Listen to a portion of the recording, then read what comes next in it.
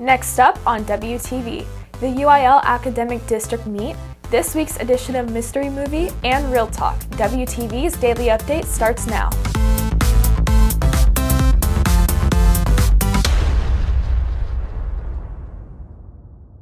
Hey there, Red Hawk Nation. Today is Friday, March 26th, and I'm Alyssa Murphy with today's Daily Update brought to you by Wingspan TV. The UIL Academic Program is hosting a meet at Centennial High School.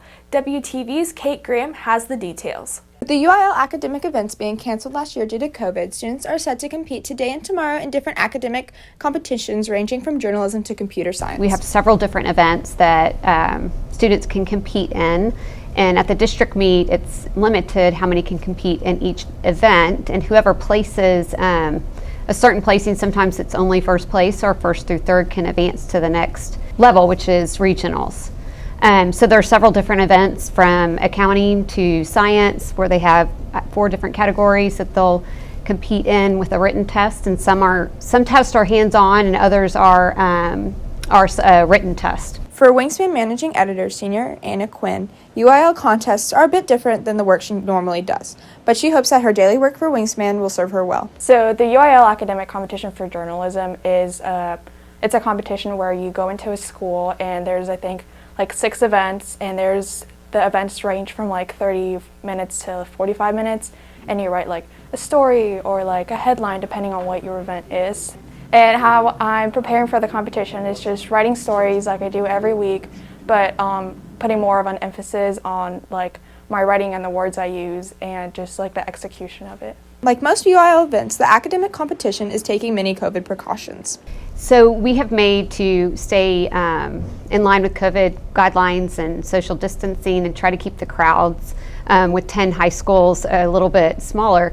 We have all the speech and debate events have been virtual this year, so they will remain virtual for UIL districts and beyond, I believe. And then we're using more classrooms for the events that we're holding in person. We're using more classrooms at the campus where it's going to be held. And we're also doing it over 2 days as opposed to just one, so we can get some events accomplished and done this Friday, and then Saturday will be other events, and we can reuse those classrooms. Reporting for WTV, I'm Kate Graham. It may not look the same as in years past, but orchestra students are in the middle of UIL competitions. WTV's Sakshi Kuchu has the story. Like many things, Orchestra's UIL contest is virtual. But this year, Orchestra UIL is virtual. So we record our concert, and then a sight reading portion is all recorded and proctored and monitored by Mr. Weaver, our band director. And then we submit the recordings online for adjudication in a couple of weeks. The size of the school's different orchestras has decreased, requiring the remaining students to take on more responsibility. In a normal year, our orchestra might be 20, maybe 30 people. This year, we have 8 people in our orchestra. Because of that, everyone has really had to step up individually, because the responsibility that an 8-member section would have is now falling onto the shoulders of a 2-member section.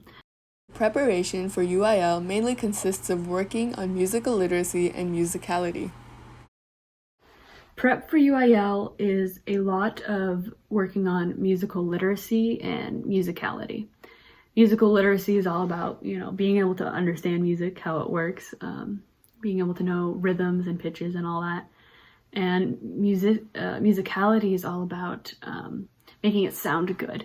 So we've been working on a lot of different styles and working on sounding at like one complete orchestra. Orchestra is focusing on the importance of making music together, since they haven't performed as a group for a year. This year, we've talked with the students about really the importance of being able to make music together in person, because it's been an entire year since we've done this. Our last performance together was before spring break in March of 2020. We did UIL then. That was literally our last performance together. So this will be our first performance since then. And we've really tried to make the importance of it being making music together and giving the judges a really great experience of listening to live music and seeing people perform together. Reporting for WTV, I'm Sachi Kuchu. Wingspan's Andrew Howdeggy brings you this week's edition of Mystery Movie. Hey there, Red Hawks. Welcome back to Mystery Movie. As always, I'm your host, Andrew Howdeggy. Last week's winners were Jeremy Monroe, Abigail Walker, and Shane Logan. Now get your phones out and ready for this week's hint. Across 3 movies, a little man spends over 9 hours trying to make a jewelry return.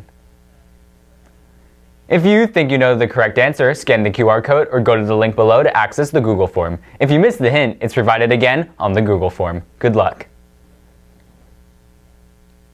That's it for Mystery Movie. I've been your host, Andrew Howdeggy. On this week's edition of Real Talk, WTV's Madigan Gunya asked students about March Madness. Hey Red Hawks, it's WTV's Madigan Gunya with this week's edition of Real Talk. This week we're going to be asking students about March Madness. Who do you think is going to win this year? I think Loyola Chicago is going to win this year. Were you excited to watch the tournament this year? I was, just because I had a bracket. But I mean, no one has ever had a perfect bracket, so basically I just lost $10 just to lose $10. Has there been any upsets to you? Yes, Illinois. I had them winning, but Illinois lost to Loyola.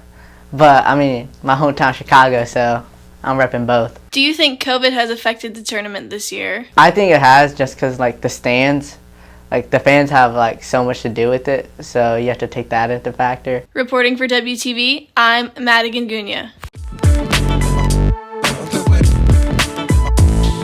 If you are looking for more from Wingspan, you can follow us at Liberty Wingspan on Twitter, Instagram, and Facebook, or visit our award-winning website, libertywingspan.com. That's it for today's daily update. This is Alyssa Murphy for Wingspan TV.